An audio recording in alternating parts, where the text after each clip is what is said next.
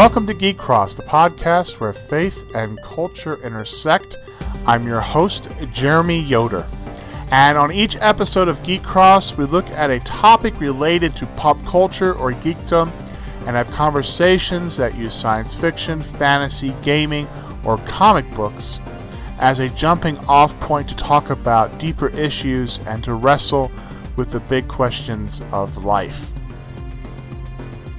Now, in the last episode of Geek Cross, in episode 4, I had a conversation with local biology teacher Warren McClure about the relationship between science and faith. One of the topics we talked about in this broader conversation was whether or not the supernatural is actively involved in everyday life, specifically the topic of demons and demon possession. Now, while Warren was open to the possibility, as a scientist, that God might exist, he was also rather opposed to the possibility of demons, of spiritual warfare. As I understood him, he said that he would want to rule out any other explanation for a person's behavior, any natural causes, any psychological causes, before he was willing to accept the possibility of supernatural involvement in a person's behavior.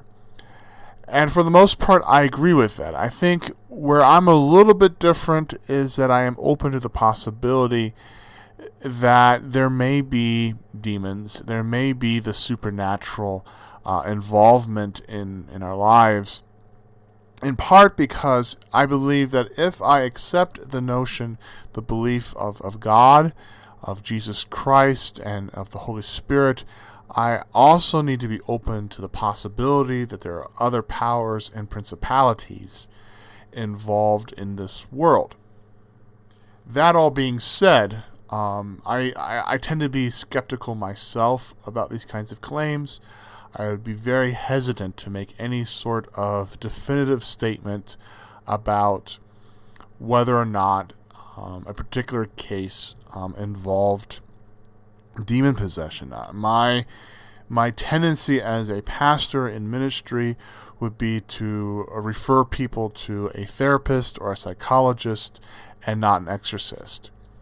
Our topic today is a kind of, in some ways, a continuation of that conversation from another angle. And it's not about sort of real, putting that in quotes, cases of exorcism and possession and demon possession, but rather the fictional treatment of them, specifically the horror genre and horror movies and how Hollywood has looked at and dealt with the theme, the topic of possession and exorcism. As always in this discussion of film and pop culture, there are spoiler warnings. I will be discussing plot points. You have been warned.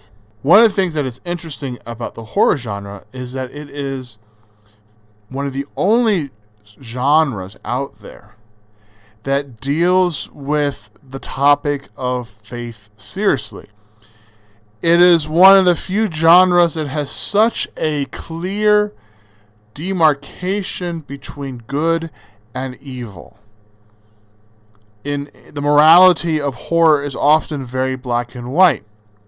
It is very obvious who the victims are, who the survivors are. It is very obvious who the threat is, who the supernatural, the demonic, the oppressive powers are. And it is also a genre where good triumphs over evil, at least until the sequel.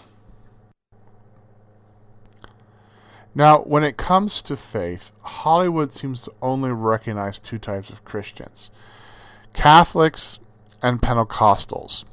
And probably the reason for that is, on the one hand, these are very common, well-known denominations, expressions, traditions of faith, something that is easily communicated. They're also very visual faith. The Catholics have all the rituals and the rites. The Pentecostals have the Holy Spirit, the manifestations of the Holy Spirit, which people shake and scream and fall down, are slain in the Spirit. These are all very visual expressions of faith. They make good movies. They make good TV shows. You don't see a lot of films about Presbyterians or Methodists. There is not that same sort of attraction to it. I think that puts a limit very much.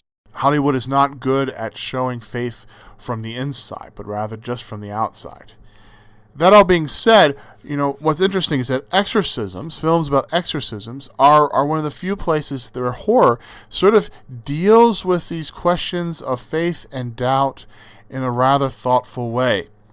Now, the prototype of films about exorcisms, of course, is The Exorcist from 1973. This is the film that basically launched off the genre. It is one of the scariest films I have ever seen. It was a film that had huge cultural impact. It inspired a series of imitators of other horror films, like the Amityville Horror. It had its own sequels and prequels. And actually, it also had impact on Christians. Deliverance ministry, the movement of deliverance ministry, which is sort of the evangelical Protestant version of exorcism, exploded in the 70s following this film, and it may have had an influence. The film, of course, was deeply controversial. There were allegations that the film was using subliminal messages to scare people, to freak people out, that it was messing with people's heads. But also its depiction of evil, of possession, was controversial. In the January 30th, 1974 Christian Century, James Wall says, quote, "In addition to being repulsive with its scenes of mutilation and vomiting, The Exorcist is also a commercially exploitive motion picture with alluring appeal to those who deal with reality in spatial rather than relational terms. The film, fast becoming the country's all-top moneymaker, locates evil in a particular place, the body of a 12-year-old girl, but in doing so nourishes the false hopes of persons who don't like to think of evil as a matter of personal responsibility, and by eliminating evil with a ritual that requires no decision on the part of the possessed girl, the film further removes the personal from religious belief." Unquote. Now, as I understand this objection, the problem with this film is that it locates evil as an external force. In other words, the devil made me do it. Rather than sin, rather than evil being something that comes out of our own choices and out of our own agency. That sin happens in regards to us violating our relationships with other people, in the choices we make, and how we treat others. The argument here is that The Exorcist places that within the body of a little girl who has no agency over the things that she is doing and the things that are happening to her. Reagan is actually a passive character who is victimized by an external evil rather than a character who has agency over her own choices and decisions.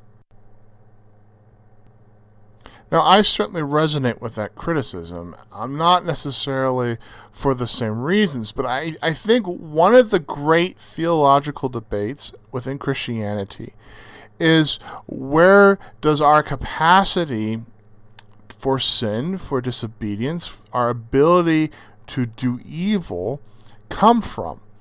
When I was growing up, I remember having conversation as a teenage boy with other conservative Mennonite boys and having discussion about, our temptations and the struggles as teenage boys to control some of the hormones and temptations and lusts that we were experiencing.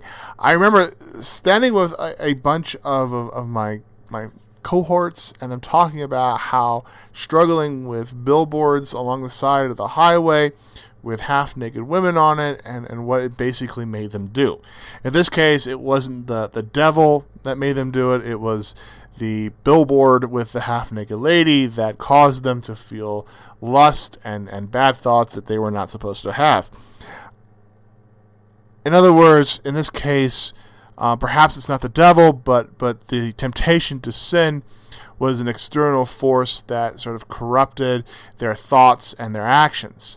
I come to the conclusion, though, that I think that's an insufficient understanding of sin. I think we all have the capacity to do evil, that something within us is broken, that we live in a cosmic universe that has gone awry, and all of us have the ability to treat one another with either great good or with great evil.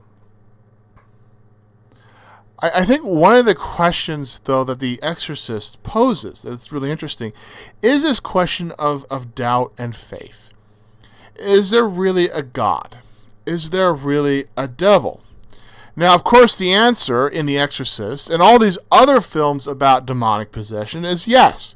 Because if it wasn't true, if there wasn't a devil, then there really wouldn't be much of a movie. So in terms of the storytelling, in terms of the plot, you need, in these films, God and the supernatural to be actual realities. Now, in The Exorcist, Father Karras, who is a psychologist and priest, at one point admits that he doubts his faith. And at the end of the film, he sacrifices to save him, to save Regan. That in the end of the film, he accepts the reality that this demon is real, and he sacrifices his life in order to save the day. This is a theme that happens over and over in these kinds of films. In The Exorcism of Emily Rose, there is a court case regarding a botched exorcism. The film is loosely based on the case of Anneliese Michael, who was a young German woman who underwent an exorcism in 1975 and then died a year later due to lack of medical care. In this film, agnostic lawyer Aaron Brunner, played by Laura Linney, defends Father Richard Moore, played by Tom Wilkinson, because of a failed exorcism that resulted in a death. And so part of the film is literally putting on exorcism on trial. Is this real? Does this truly exist? Is this malpractice? And of course the answer to the film is that this exorcism, this possession, was real. In the film The Rite, doubt and faith are also central stage. In the film, Michael Kovac is a young, disillusioned, agnostic seminarian who is considering abdicating his vows, and he is sent by the head priest of his seminary to Rome to take a course in exorcism. And while in Rome, he meets Father Lucas, who is played by Anthony Hopkins, an unconventional priest who performs exorcisms. And after a failed exorcism, Father Lucas is possessed, and Michael has to save him. One of the most interesting scenes in this film is a conversation between Michael and Father Lucas. And Father Lucas challenges Michael's agnosticism. He says, quote, "The interesting thing about skeptics, atheists, is that we're always looking for proof, certainty. The question is, what on earth would we do if we found it? There are times when I experience a total loss of faith. Days, months, when I don't know what to believe in, God or the devil, Santa Claus or Tinkerbell. But I'm just a man. I'm a weak man. I have no power." Yet there is something that keeps digging and scraping away inside me. Feels like God's fingernail. And finally, I can take no more of the pain, and I get shoved out from the darkness back into the light." Unquote. Not all films about exorcism deal with the same level of doubt. There was a film that came out a few years ago called The Conjuring, which is filled with the conviction of demonic action and demonic possession. The film is based on the work of Ed and Lorraine Warren, who were real demonologists, who were involved in the Amityville horror case in the 1970s, which was the basis for the 1979 film. And this movie, directed by James Wan, deals with a case from 1971 with the Perron family in Harrisville, Rhode Island. And it is a film that is completely convinced, completely certain that this demonic action, that this possession is real. There is no moment where this is really cast into doubt. Now, the film has actually some Christian connections. It was written by Chad and Casey Hayes, who are self-identified Christians, who have admitted in interviews, who have stated in interviews that they do believe in possession. They do believe in spiritual warfare. It was a film, an R-rated film, that was marketed towards Christians. And despite the intensity of the topic, of the material, there's no sex, there's no foul language or gore. In a lot of ways, it's very much a 1970s kind of horror film. This, of course, point of view in the now the point of view in the film, of course, is not appreciated by everyone. The critic at Salon.com, Andrew O'Hare, said at the time that the film was well crafted in a classical mode, but he also ranted against its deeply reactionary cultural politics and the profound misogyny that lurks just beneath its surface. He goes on to say, "Here's the real true story behind The Conjuring. Anytime people get worked up about a menace they believe in but can't actually see, demons, commies, jihadis, hordes of hoodie-wearing thugs, they're likely to take it out on the weakest and most vulnerable people in society. Just for the record, I'm fine with movies that ask us to suspend disbelief about God, the devil, the innate goodness of the United States of America, and any other unlikely to impossible things you care to mention. But the relentless focus of The Conjuring on married life, Christian baptism, and the old-school Latin mumbo-jumbo of the Catholic Church as essential elements in resisting evil, and on womanhood and especially motherhood as the focus or locus of evil, is just too much to overlook." Perhaps one of the reasons why films about exorcisms are filled with doubt, struggling with doubt, is that they make it more palatable to an audience that has doubt about these things as well. But perhaps one of the things that makes The Conjuring challenging is that it deals with certainty, that this is real. There's a quote at the end of The Conjuring from Ed Warren says, quote, "Diabolical forces are formidable. These forces are eternal and they exist today. The fairy tale's true. The devil exists. God exists. And for us as people, our very destiny hinges upon which we elect to follow." That is a message that is incredibly difficult for an audience that is doubtful that any of this is real to accept. And I think Andrew O'Hare's rant is kind of a typical reaction to expect from that. Now, O'Hare also mentions that he has connection in a way to the film that perhaps brought out the reaction. He is a ninth-generation descendant of Abigail Faulkner, who was convicted of being a witch at the 1692 Salem witch trials. And one of the major plot points is that the possession here comes from a witch, a real witch, at the Salem witch trials. And I think that brings out one of the problems of horror is how it deals with victims. That often that victims in horror films are often people who are defenseless, people who are powerless, people who do not have agency, who are then victimized and destroyed by a supernatural power. In this case, the young women who were accused of being witches are actually made out in the film to be truly evil.